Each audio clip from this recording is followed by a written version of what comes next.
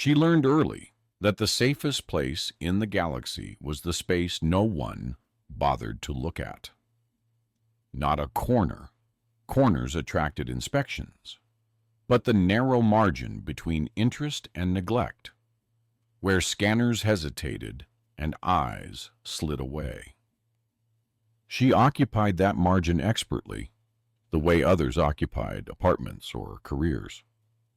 It was a skill honed through repetition. Pause half a second before speaking. Lower the voice just enough to be forgettable. Never gesture with both hands at once. She once calculated that she took up exactly 12% less physical space than the average biped of her mass. This was not pride. This was survival. The transit concourse hummed with layered gravities and multilingual announcements that contradicted one another for efficiency's sake. She stood in line, slightly offset, letting a trio of taller beings block the sightline of the nearest enforcement drone. The drone's optic flickered, confused, then drifted away. She exhaled. Somewhere, an algorithm shrugged. Humor helped. Humor was private, silent, and therefore safe.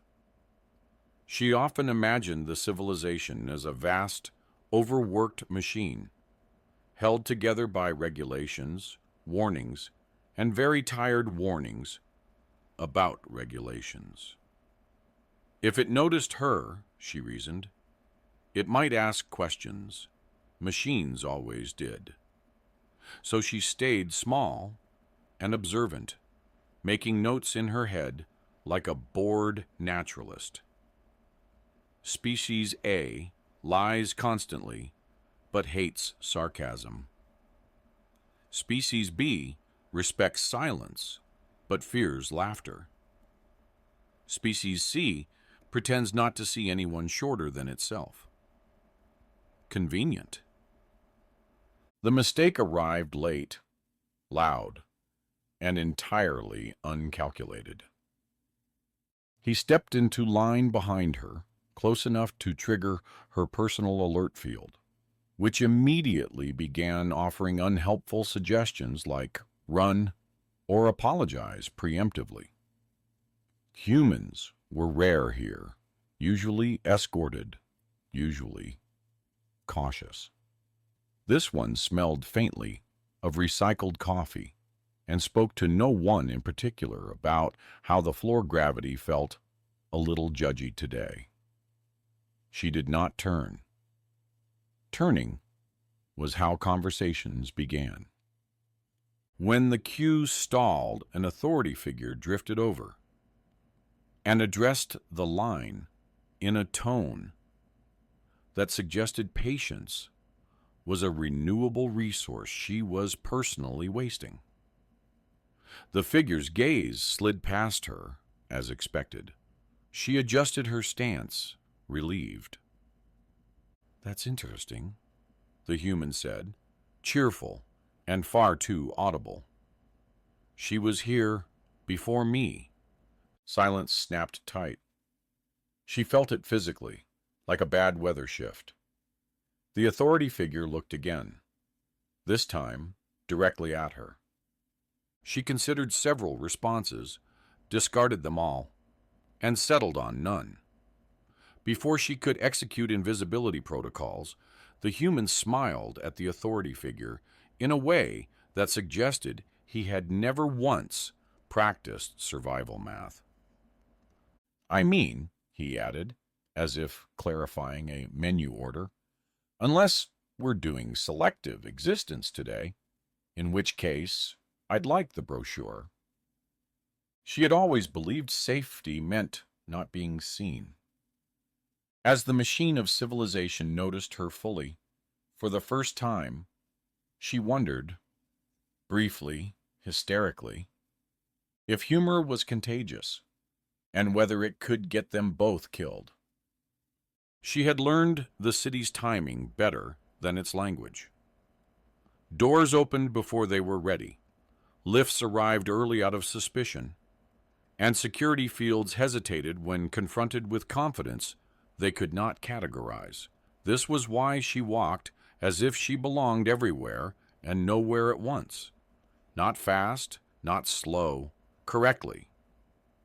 The trick, she believed, was to look like a rounding error. Today, the rounding error misfired. The plaza's central registry pulsed, broadcasting civic updates directly into compatible nervous systems. She filtered most of it automatically. Tax incentives for species with redundant organs, a polite warning about temporal littering. But one alert snagged her attention. An anomaly notice. Vague. Fresh. Those were never good. Vague meant flexible. Flexible meant dangerous. She stopped herself from reacting. Stopping yourself from reacting was 90% of survival. The remaining 10% was pretending you meant to do that. A human voice cut through the registry hum. You ever notice these announcements sound disappointed in you? Like the city expected more. She did not look. Looking was escalation. The human, apparently, disagreed with this philosophy entirely. I'm serious, he continued, strolling alongside her without invitation. I paid my transit fees, recycled my carbon-based regrets, and still I feel judged. She calculated 3 exits, 2 plausible denials, and 1 lie she didn't like. The anomaly notice pulsed again. Closer now. Her implant suggested calm breathing. She considered uninstalling it out of spite. You shouldn't talk to me, she said, quietly enough that it barely qualified as sound. That's so, the human replied. You shouldn't walk so precisely. It makes the cameras nervous. That earned him a glance. A brief one, regrettable. They passed beneath a lattice of surveillance light. The city adjusted itself, attempting to understand their combined probability. She felt it thinking. Machines always overthought humans. Humans, she suspected, enjoyed this. An enforcement construct drifted toward them, polite and lethal, in equal measure. It requested clarification of intent. She prepared to minimize, to fold inward, to become less. I think we're just walking, the human said, separately. Together, like socially distant planets. The construct paused. Its logic trees tangled. Humor was not illegal, but it was inefficient. She waited for the fallout. It did not come. As they moved on, her pulse steadied against her will. This was new, unacceptable. She had survived by understanding systems, by predicting outcomes. The human disrupted, both with alarming ease, like a variable no one thought to define. Why do you do that? She asked before she could stop herself. Do what? Speak. When silence would protect you. He shrugged. Silence protects me fine. It just doesn't protect anyone else. That was the problem, she realized. The galaxy was built on not anyone else, on margins and minimization, and the quiet agreement that safety was something you achieved alone. She almost laughed, almost. Instead, she walked on, slightly less precise than before, wondering how long before the city noticed she was no longer trying so hard to disappear. The city began responding to her as if she had made a noise it could not locate. Doors opened a fraction too late. Transit bands recalculated her mass twice.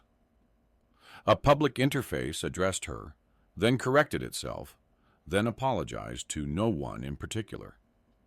She recognized the pattern immediately. Attention.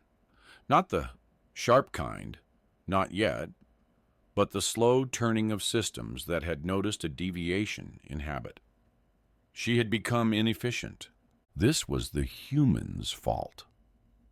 Obviously, they sat in a nutrient alcove designed for species with at least 3 digestive redundancies. The dispenser offered her options she had never selected before, as if guessing. She chose water. It hesitated, then added minerals without asking. She did not thank it. Gratitude encouraged personalization. The humans slouched, unbothered, legs stretched into someone else's legally allocated space. "You know," he said, poking at his meal with suspicion, "back home, we call this food adjacent." "You are attracting notice," she said. "Yeah," he replied. "That happens when you exist." She checked the perimeter. No constructs yet. The city was watching indirectly, which meant it was confused. Confusion created delays. Delays created opportunity, which she hated because opportunity required decisions. "You could stop," she said, talking, standing, being statistically loud. He considered this seriously, which annoyed her. "I could," he said. "But then what?" "Then you would be safe." He smiled at her, not kindly, not mockingly, just honestly misplaced. Safe? From what? She almost listed everything. Instead, she said, "From being corrected." A civic drone drifted past, broadcasting a reminder about cooperative conduct. The human waved at it. The drone slowed, clearly offended. She felt something twist. Not fear, not exactly. Displacement. The galaxy ran on hierarchies so old, no one remembered installing them. Dominant species expanded. Others compressed. She had compressed perfectly. The human did not compress at all. He bent systems simply by refusing to acknowledge their shape. "You're going to get flagged," she said. "Already did," he answered lightly. "Twice. Once for tone." "That's not funny." It was a warning, actually. Very polite. Told me to consider being less myself. She snorted before she could stop it. The sound startled them both. Humor escaped her like a system error. The city noticed. Anomaly markers flickered at the edge of her perception. She should have retreated. Instead, she stayed. The human shifted, subtly placing himself where a construct would have to address him first. Not aggressively, casually, as if that were the most natural thing in the galaxy. For the first time, safety did not feel like absence. It felt like proximity, like someone willing to be corrected loudly, so you didn't have to be corrected at all. "That's a terrible strategy," she muttered. "Works more often than you'd think," he said. "Humans are great at surviving bad plans." As the systems recalculated around them, she realized something unsettling. She wasn't shrinking. And the city, uncertain what to do with that, was waiting. The summons arrived without urgency, which was how the city expressed threat. A polite request to present herself at a civic convergence node, accompanied by reassurance that compliance would be efficient. She almost laughed at that. Efficiency, in her experience, was what happened right before someone disappeared into a procedure. She went anyway, not because she was brave, but because she was tired of rehearsing vanishing acts. The chamber recalibrated as she entered, its geometry adjusting to her presence like a reluctant acknowledgement.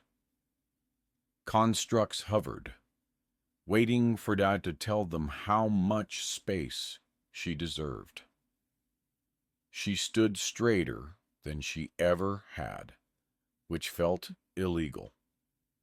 The human arrived late, of course, carrying the unmistakable confidence of someone who assumed the universe would accommodate him eventually. "Sorry," he said to the room. "Security wanted to chat. I think I hurt their feelings." A ripple out passed through the systems. Humor again. Inefficient. Disruptive.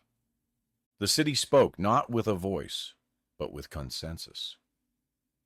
It identified deviations, behavioral anomalies, risk probabilities. She listened calmly, surprised to find that fear had dulled into irritation. The charges were familiar. Improper association, statistical disturbance, failure to minimize. She had built her life around avoiding those words. The human leaned closer. "This is where they expect you to apologize," he whispered. Very dramatic pause. Maybe a tear. She almost smiled. "I will not be reducing myself further," she said, before she could retreat into habit. The chamber stalled. Systems did not like declarations without precedent. "I have complied my entire existence. It has not made the city safer. It has only made me smaller." Silence stretched. The city recalculated. Removing her would cost attention. Punishing the human would create narrative complications. Letting them stand would require adjustment. Adjustment was expensive. The human shrugged. "Look, if someone has to be a problem, it's kind of our specialty." A decision propagated. The city reclassified them, not as threats, not as assets, but as tolerable irregularities. It released them with recommendations instead of corrections.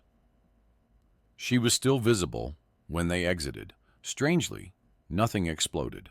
Outside, the humans stretched. "See? Bad plans. Excellent results." She laughed openly this time. The sound felt strange, like gravity shifting. She realized she was no longer measuring herself against the world, no longer calculating how to fit into gaps. She occupied her space fully, imperfectly. The city adjusted around her, begrudging but intact. Safety, she understood now, was not the absence of notice. It was the presence of someone willing to be noticed with you. And as they walked back into the controlled chaos of civilization, she did not shrink. She walked correctly, at last, for herself.